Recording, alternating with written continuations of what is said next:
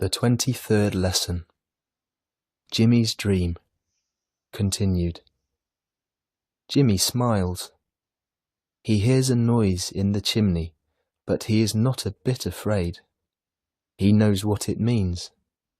It means that Santa Claus himself is sliding down the chimney. Jimmy looks into the fireplace. Here he is, at last, with his big felt boots and his large fur coat, and his big bag full of presents. "Hello, boy," Santa Claus cries joyfully. "Are you still in bed? For shame, boy! Get up, quick! Help me to brush the soot off my coat." "That will do. Thank you. And now you must kiss me right on my red nose."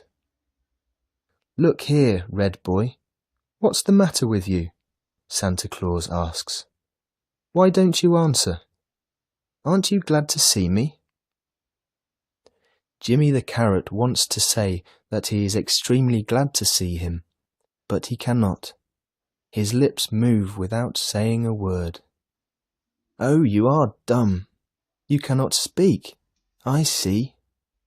You are deaf as well, are you?" Santa Claus asks. Jimmy shakes his head.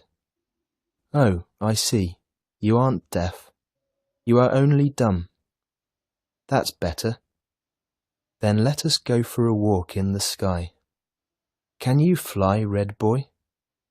Again Jimmy shakes his head. "Oh, you cannot fly? Still, let us try. It's so easy," Santa Claus says, and rises into the air. Jimmy looks up. There is no ceiling. It has disappeared. He sees the moon and lots of stars. Jimmy raises his arms and follows Santa Claus into the night sky. "Now, boy, help me to gather the stars. Be careful, they will prick your fingers," Santa Claus says, and opens his big bag. Jimmy flies very high among the soft clouds, picking stars and throwing them into the bag. The stars are made of large diamonds. They are awfully beautiful. They shine and sparkle, but they prick like hedgehogs. "Don't touch the moon, red boy. It is made of ice cream and is very cold. You may catch cold," Santa Claus says.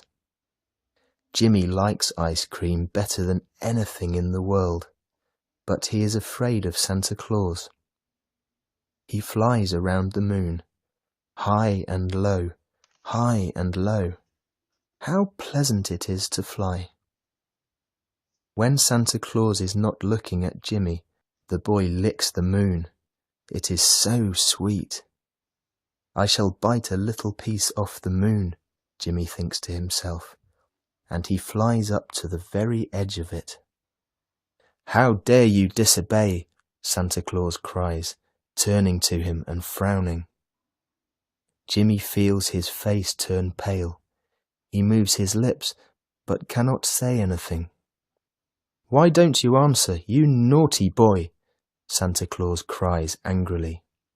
"If you don't answer immediately, you shall not have any presents." The carrot tries to say something, but instead of speaking, he puts out his tongue at Santa Claus. "Ah, so," Santa Claus cries. "You are putting out your tongue at me. Just wait. I'll show you how to tease me." With these words, Santa Claus pulls Jimmy's stocking out of his bag and empties it.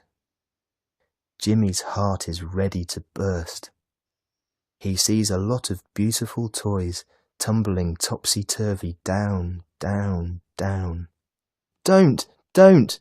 Jimmy cries.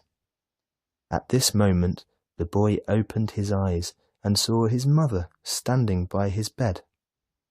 "What's wrong, honey?" she asked. "Mummy," the boy said and stopped. "Yes, darling?" his mother said, bending over his little bed. "For shame, dear. How can you sleep so long?" "Ma, Santa Claus," the carrot began. "Of course, honey," Mrs. Dale said. "Santa Claus has put something nice into my boy's stocking, and my naughty lazy boy doesn't want to see what it is." Jimmy jumped out of his bed like a squirrel and ran to the fireplace. "Oh, Mammy! Oh, only look here!" the boy gasped. "Carrot," Mrs. Dale cried. "Carrot, put on your slippers at once. You'll catch cold, you will." "Mammy, Mammy, do look here. He's put a motor car, and a box of coloured pencils, and a big copybook, and... oh, Mammy!"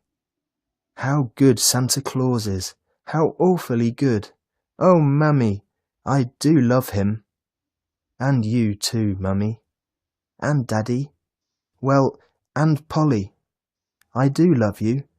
And Lily. And Roombo and Sam. I love all of you, I do." The boy could not speak any longer. He was too happy.